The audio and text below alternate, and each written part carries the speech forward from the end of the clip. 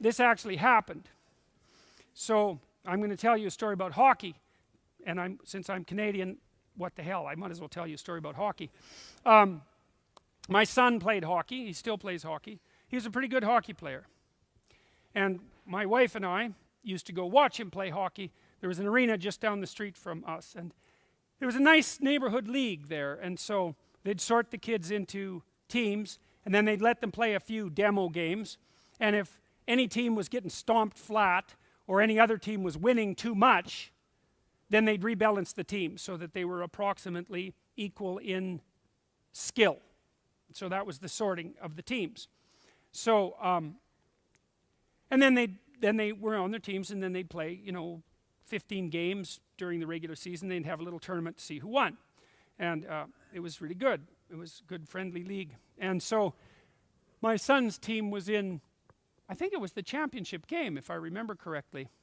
And there's one kid on his team who was the best player on the team by quite a margin.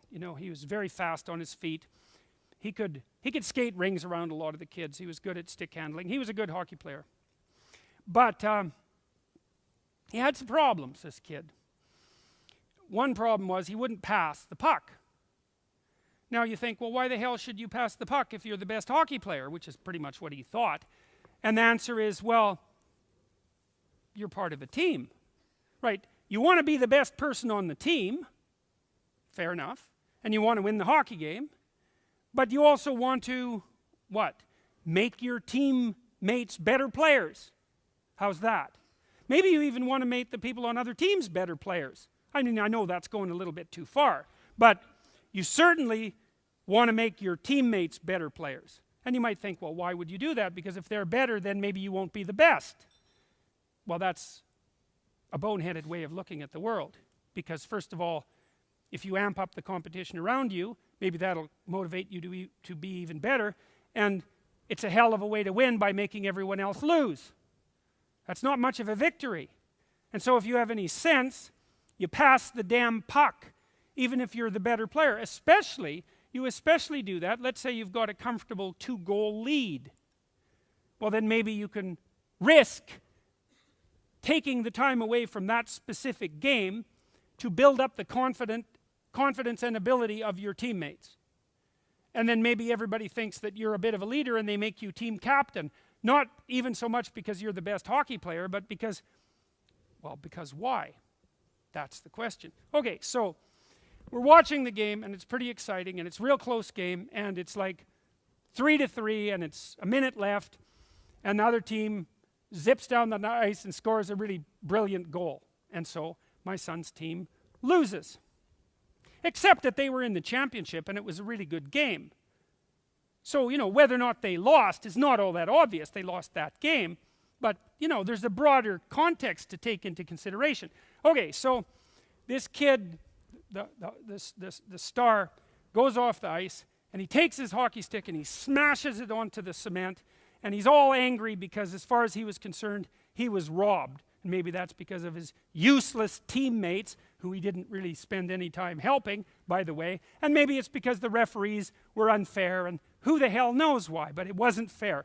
And his idiot father rushes over to him and consoles him on his loss and supports him in his notion that he was robbed. And I thought, you unspeakable son of a bitch. Because he was an arrogant narcissist, and it was way more important to him that he had a son who was a star than that he had a son who was a good person. And that's absolutely inexcusable. He made the wrong choice. He sacrificed his son's soul in part to help him save face for a hockey game. That's not acceptable. Okay, so here's what you tell your children. It doesn't matter whether you win or lose, it matters how you play the game. And so that's what the father should have told the son. And he should have meant it. And even better, he should have known what it meant. But who knows what that means? Because you tell your children that, and maybe they're not so happy because they lost a game, and they look at you like you're an alien. And they think, well, what the hell do you mean by that? Because obviously it matters whether you win. And it does matter whether you win. So what is it that you mean when you say that? And your kid asks, well, what do you mean by that? And you go, well, I don't know what it means, but it's a good rule. So what do you mean by that? Here's what you mean. And it relates to rule 5, which is don't let your children do anything that makes you dislike them, because other people will dislike them then. And you don't want other people to dislike your children unless you want your children to inhabit a world where everyone dislikes them. And maybe you do because you don't like your children.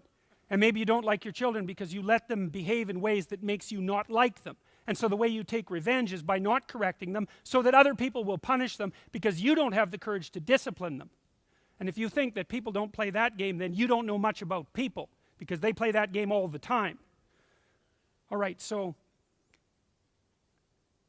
it matters how you play the game. It doesn't matter whether you win or lose. Let's take that apart. Well, so the first thing is, and this goes back to the idea, the hierarchy. Is order a hierarchy? And the answer is no.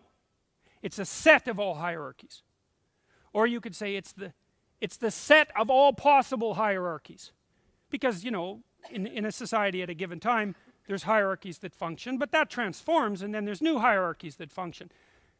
The specifics of the hierarchies change, but the fact of the hierarchies remains. And so you can imagine a hierarchy as a metastructure that consists of a multitude of possible hierarchies. And that's going to change as life continues. And so what you want for your children is not to be the master of a hierarchy. You want for your children to be the master of the set of all possible hierarchies.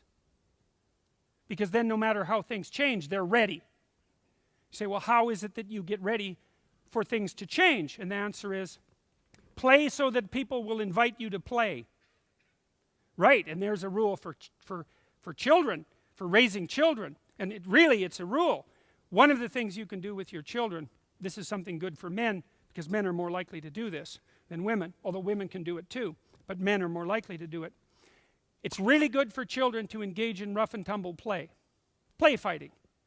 First of all, if you have children and you've played with them physically, you know that they absolutely love it.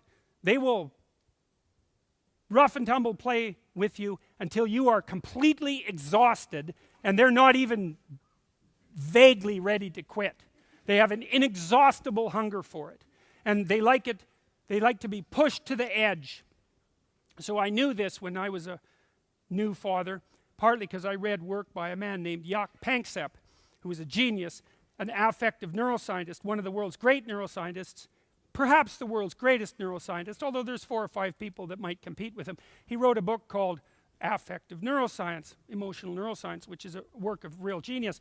He discovered the play circuit in mammals, because there's a separate play circuit in mammals, a specialized circuit.